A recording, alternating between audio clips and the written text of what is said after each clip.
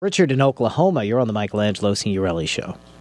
Hi, Michael. I just wanted to say you are the number one reason I renew my subscription every year for 5 years. I have almost canceled. I thought, no, I would miss Michael so much. So I think you're a national treasure. Oh, well, thank you, Richard.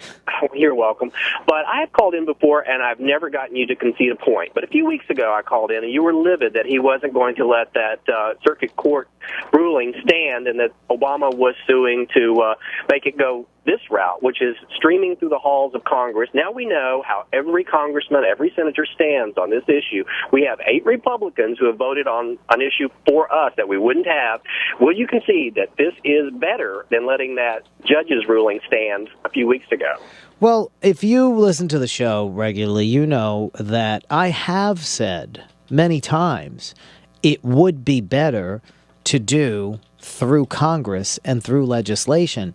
But I have also said it doesn't look like that's going to happen, and the president did not show the will to make that happen.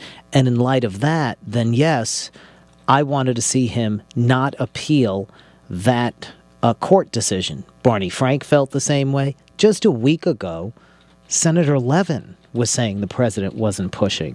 So you understand that all of that was in the context of a real belief that the president was not invested in this enough to push hard on it.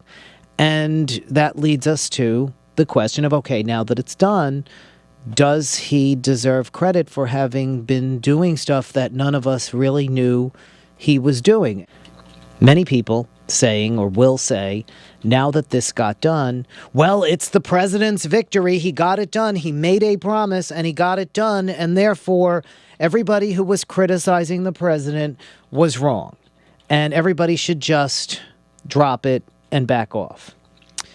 And I respond to that by saying, okay, for a few days, I hope everybody revels in this victory and certainly enjoys that we got something, enjoys that we got something done. And absolutely, this is Barack Obama's victory. It happened on his watch. He said it would happen on his watch. He said that he was going to work on this year. He said that it was something that he wanted to do. He made a promise as a candidate. He made a promise as a president. And it is done. And in the history books, it will be President Obama's victory. It'll be something that happened because he got it into motion, and he did. He spoke about it at the State of the Union address. He brought in Admiral Mullen. He brought in the Secretary of Defense. They initiated the study. They spoke before the Senate Armed Services Committee. There is no question he initiated this process. After a few days, we can't just say, who cares, put it behind us. He got it done. Why? Why do I say that?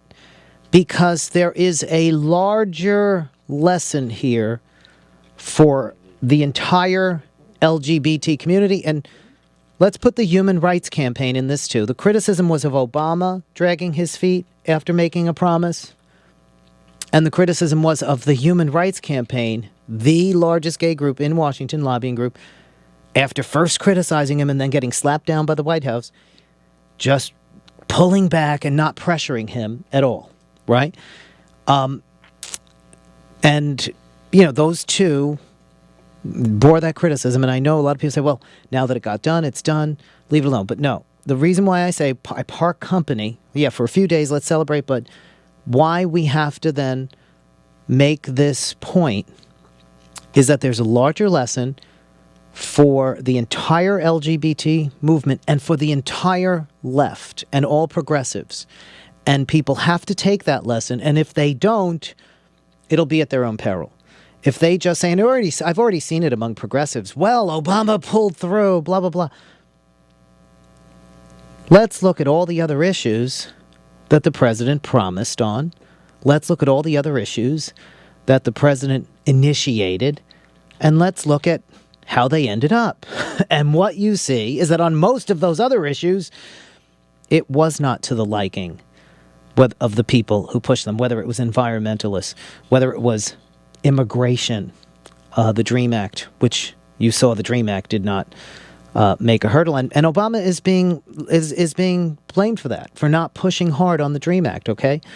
The tax cut cave-in, okay? Another one. Let's look at all those things that Obama promised and then they didn't come through.